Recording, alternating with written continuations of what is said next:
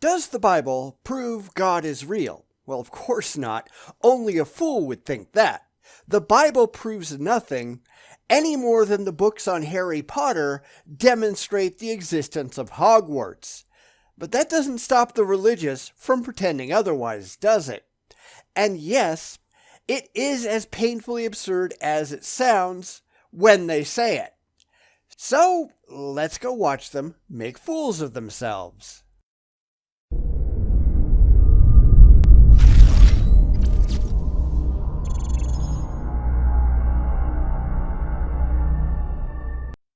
Today, we're going to look at a small channel called Faith Over Fear.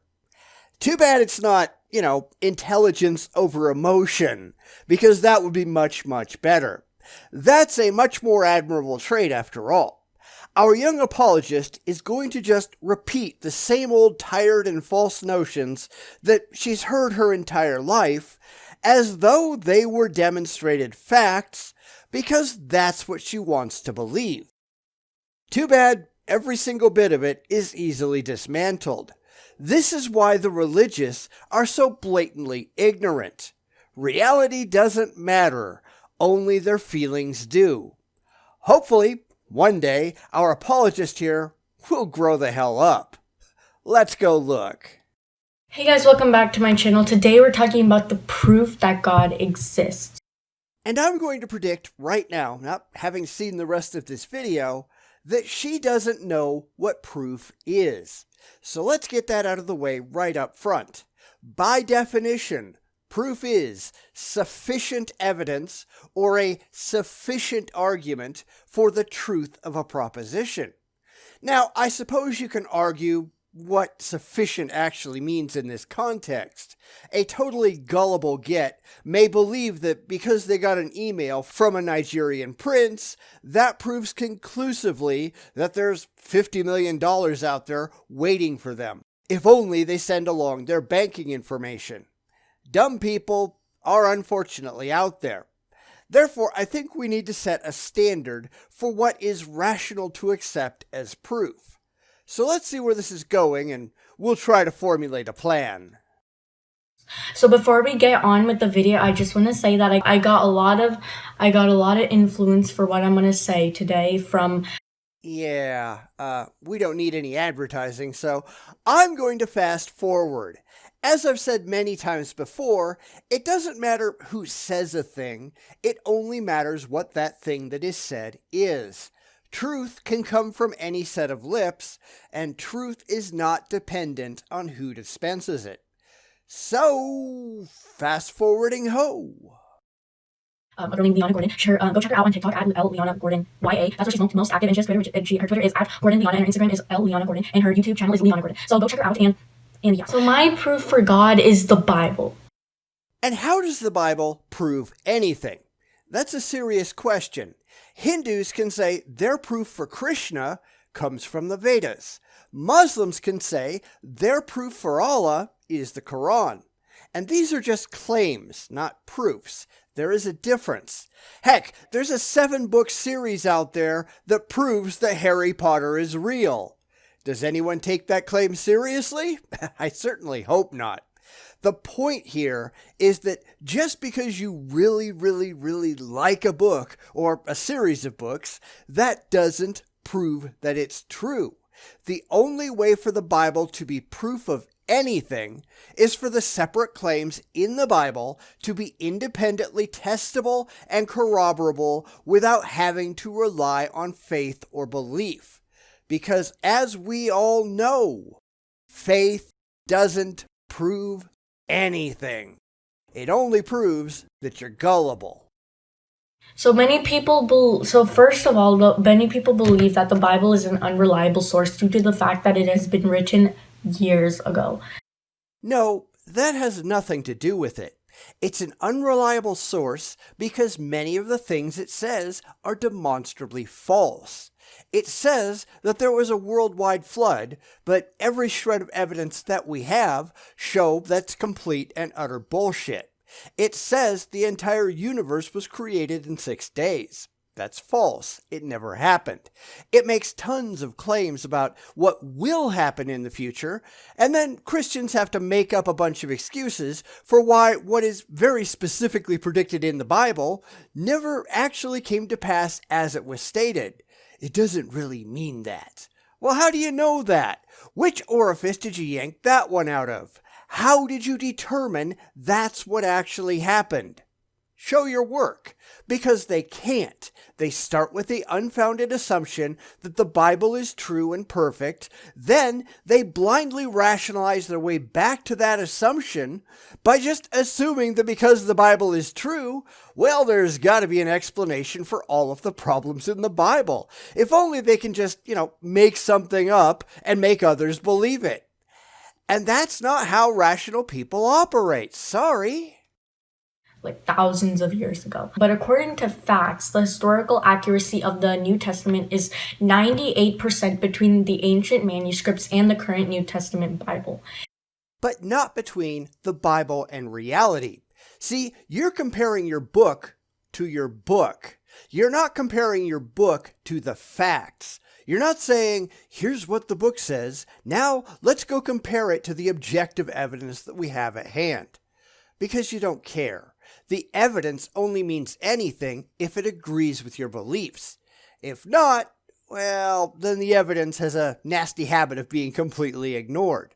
Or, if you can't ignore the evidence, you just reinterpret the Bible. Now the Bible, the perfect and inerrant Bible, now means something completely different than the words on the page. That's why there are more than 42,000 distinct sects of Christianity out there, and all of them have a different take on what the Bible actually means. None of them are following the words as they appear in the book. They are simply picking and choosing which words they like, and they're throwing away the rest, or they're redefining the rest to agree with what they already believe. And I bet that she's doing the exact same thing. And in spite of that, the discovery of the Dead Sea Scrolls in 1947 confirmed that we have the same Old Testament as 2,000 years ago. Which doesn't matter if the Old Testament cannot be independently verified to be true. We have ancient copies of Homer's Odyssey too, and that predates the New Testament by almost 1,000 years. That doesn't mean that there were ever actually gods and goddesses running around during the Trojan War. Just because it appears in a book, ancient or otherwise, that doesn't mean that what the book contains is true. So this is already fallacious as all fuck. This is why the religious can't actually argue anything intelligently. They are emotionally attached to their conclusions, so the facts just don't matter. Only their feelings do. Except, that they don't actually mean anything. Many believe the Bible is a book that composes of writing from all men who gathered together. Well, the Bible is actually a composure of 66 books that were written over a period of 1,300 years. Whoa, wait a minute. Exactly how do you write simultaneously over a period of 1,300 years? I do not think you know what these words mean.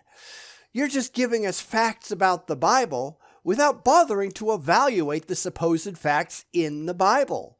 Because to the Christian, that's already a given. The believer already accepts that the Bible is perfect because, faith. But that's not how that works. There isn't one book on the planet, there isn't one idea on the planet that we can just say, well, that just must be true, without checking out to find out if it's actually true. But the religious, and it's not just limited to Christians here because they all do it, they just blindly believe in their silly books without any kind of validation because they're out looking for comfort, not reality. It's why the religious spend so much time comparing the Bible to the Bible as though that proves that the Bible is true. Why is it not equally impressive to compare book 1 of Harry Potter to book 6 and then declare, well, it's all true because, see, they agree. And if they don't agree, I'm sure someone could just make up an ad hoc rationalization to explain the so-called apparent contradiction. Because there's no such thing. A contradiction is a contradiction. There's no apparent involved. The second chapter of Genesis was written in 900 BC, and the last book of the Bible was written, Revelations, was written in 150 CE through 200 CE. That's not how you spell Genesis, sorry. Now, sure, this is a kid, so I guess we'll cut her some slack, but come on, spell check isn't that hard. Regardless, it doesn't matter when it was written. It doesn't prove that the contents are true. The first book in the Game of Thrones series was written in 1996. Who knows when or if George R.R. Martin will ever finish that mess. The fact that it's taken a lot of years doesn't prove that what's contained between the covers has any basis in reality whatsoever. We get right back to the fact that they haven't supported it. They haven't defended it. They haven't shown that the contentious content is at all demonstrable with objective evidence. Because who cares about that, right? Oh yeah, rational people do. That's who cares about that. And also the Bible was written in 3 different continents. Written in 3 different continents. Not on, but in. Okay. All right. I know, I'm sorry. But if you can't even use your words correctly, how is anyone supposed to take your claims seriously? Just saying. Which is modern day Israel, which is Asia, and some passages of Jeremiah were written in Egypt, which is in Africa, and in several of the New Testament books were written in cities of Europe. Europe? Well, only if you consider Patmos Island in the Mediterranean to be Europe, but it's a whole lot closer to Turkey than anything else, so I don't know that you can make that case. Even Paul, who we know wrote the book of Philippians in Ephesus, that's still in Turkey, thus it's not in Europe. I don't know where you're getting the idea that any of this was written in Europe, because that's just not true. So as I was editing, I realized that I forgot to mention something, which is the fact that the Bible was also written in 3 different languages, which is Hebrew, Aramaic, Koin, and Koin Greek. So, yeah. You don't know what any of these things are. Again, I know she's young, but if you're going to be putting videos up on YouTube, especially if you're pretending to have any clue at all what you're talking about, you'd better actually have a clue what you're saying. And if you notice, and I think this is true of a lot of YouTube apologists, they read something off of a website or out of a book, or they see another video, which seems to be the case here, and they just parrot it mindlessly because if they saw it on the internet, it has to be true, right? You know, they don't let things that aren't true on the internet, right? Right. And now someone will watch her video and they'll do the same thing. They'll just repeat all of the things that she's saying in their own video, and the incestuous cycle goes on and on and on. None of these people actually stop and verify their sources before they go on and spout it again. I think that's the takeaway that we all need to learn from this video. It's why I always ask them, how do you know that? And how did you verify it objectively to see if any of that is true? And none of them ever have an answer because none of them ever did it. And none of them care. That's sad, isn't it? And the Bible is written by around 40 different authors, and the Bible is consistent without contradictions against each other. And unfortunately, you're full of shit. Because it is chock full of contradictions. The religious just like to make up solutions out of whole cloth to cover up the truth. Because there were actually hundreds of potential books, and then the agreed upon canon was debated over the next half millennium or more. In fact, the last council to address it was the Council of Trent in 1545. And nobody agrees on which books are actually authoritative. The books that the Catholics like are not the same books that the Protestants like, which those are different from the books that the Orthodox Church thinks should be there. There are 4 entirely different traditions in Christianity, and even within those, nobody actually agrees. Anyone who's done any research of any kind should know that, But she doesn't because she saw a video on YouTube or a post on social media and thought, oh, I should just parrot that. No, I'm not saying that to make her look dumb. She's doing a pretty good job of that on her own. But it just shows the abject ignorance that runs rampant among the religious. These claims are simply demonstrably false. So if you don't even know what books belong in your Bible and why, if you don't understand the selection criteria, one of which, by the way, was, do we like what it says? I mean, seriously, that was one of the criteria. Did the church agree with it? If you don't even know that, why should anyone believe anything that you have to say?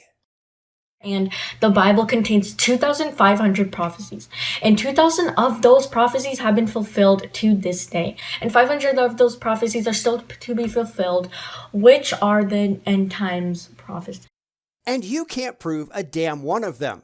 This goes back to what I was saying before, that the religious really like the idea of fulfilled prophecy, but they can't actually demonstrate any of them, or that they were even intended to be a prophecy in the first place. Matthew, or whoever wrote that book, really got off on the idea of prophecy, and he went back into the Old Testament and just grabbed things out of context so he could say, see, Jesus fulfilled that. Except none of it was ever intended to be prophetic in the first place. And that's led the religious to claim that some passages have double meanings. Well, how do you know that? Where did you get that crap? Well, they just shoveled it right out of their asses. There are tons and tons of examples. How about Ezekiel 26, 1 through 21, where God says Nebuchadnezzar would destroy Tyre to such an extent that not one rock would ever be set upon another, and the site would forever be barren. Not only did Nebuchadnezzar never destroy Tyre, even after trying for 13 years, not only was it finally destroyed by Alexander the Great 240 years later, but Tyre is a thriving city to this day. Every conceivable part of that prophecy was wrong. Ezekiel also said that the Nile River would dry up in Ezekiel 30:12, and that's never happened. Isaiah and Zechariah, well, they said the same thing, and they were wrong too. And Matthew is just wrong all over the place. He misquotes Isaiah, saying that Jesus would be born of a virgin, pointing to a claim made in Isaiah 7:14, which, if you examine the Hebrew, never said virgin. The word used is alma, which means young girl. Does not mean virgin. There is a word for virgin in ancient Hebrew, and that was not used. But, Matthew had an agenda. He was writing a story, and therefore he just played make-believe. So, in Matthew 1:20 through 23, the writer of Matthew just lied. Why do the religious not know this stuff? Why do we have to explain reality to them? It's just sad. The chances that 2,000 of 2,500 prophecies have happened perfectly is very low. Now, demonstrate a single one of those prophecies that was both intended to be a prophecy by the writer and was actually fulfilled exactly as stated. Because the one thing you have to remember about virtually all of these supposed prophecies, they are all absurdly vague. Absolutely none of them say this specific thing will happen in this specific place at this specific time. They are all open to vast interpretation. And as I've said, just about all of them were yanked completely out of context. The fourth servant song in Isaiah 52 is a great example. It's used in several places in the New Testament, like Romans 15:20 through 21, John 12:37 through 38, and Luke 18:31 through 32. In many of those, the passage is inaccurately quoted to make it seem more likely. You have to remember that most people in those days were illiterate, and they couldn't exactly go out and look it up. Religion has always focused on the ignorant and the uneducated. But the fact is, if you go back to Isaiah 52 and read the passage in context, it's clear that it doesn't talk about a coming Messiah at all. But many experts interpret it as being about the abuse suffered by the nation of Israel, not about Jesus. Honestly, if you just read Isaiah 53:10, it talks about the supposed victim of abuse seeing their children and dying of old age. Neither of those describe Jesus in the New Testament. So, the religious just ignore that. Absolutely none of this is at all rationally defensible. There's no way it was just a coincidence. There had to be a supernatural being that helped, that was there to guide these people to write these prophecies. Says who? Why weren't there extremely advanced aliens doing it? I don't know. Why not just make something up? What makes your explanation any better than anything else we can come up with? Because you like it? That's not a good reason. But this is ultimately how the apologists operate. They start with a conclusion, chosen for emotional reasons, and then they work backwards, desperately looking for anything that they can use to defend their pre-chosen conclusion. And that's not how rationality works. That's how rationalization works. And rationalization is inherently fallacious. It is a failed method for coming to a rational conclusion. They even have a fallacy just for the religious. The divine fallacy. I don't get it, therefore God. And she's falling for it, hook, line, and sinker. So in conclusion, the Bible is the word of God. There's no way that the Bible was written without a supernatural being there to guide the natural beings to write such a beautiful, simultaneously written book. Except that I just showed that's nonsense. Now, this is why the religious try to indoctrinate the young.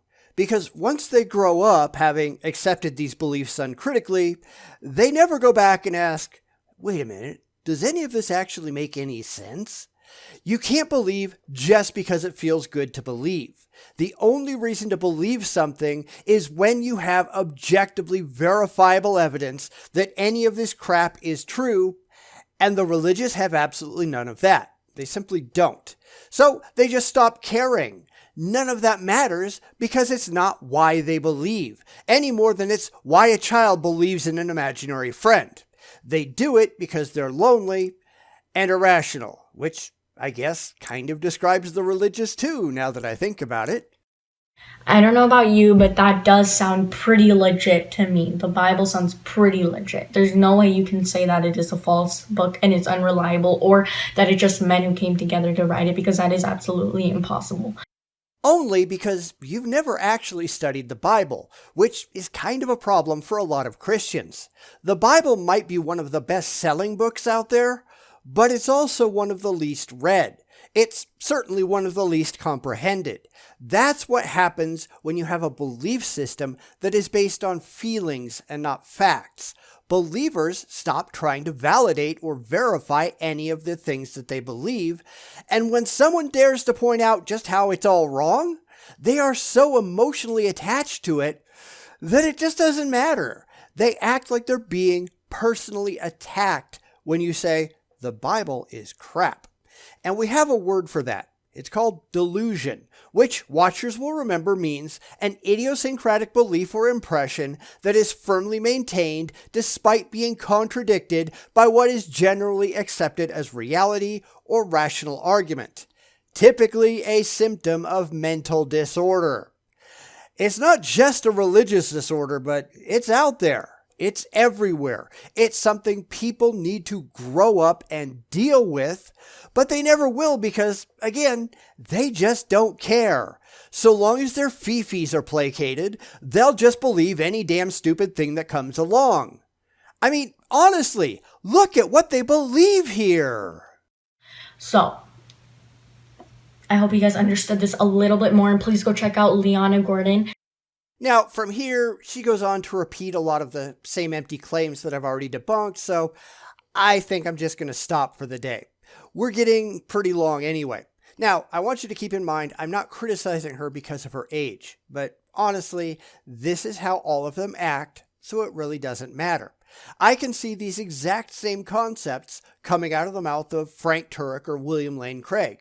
Honestly,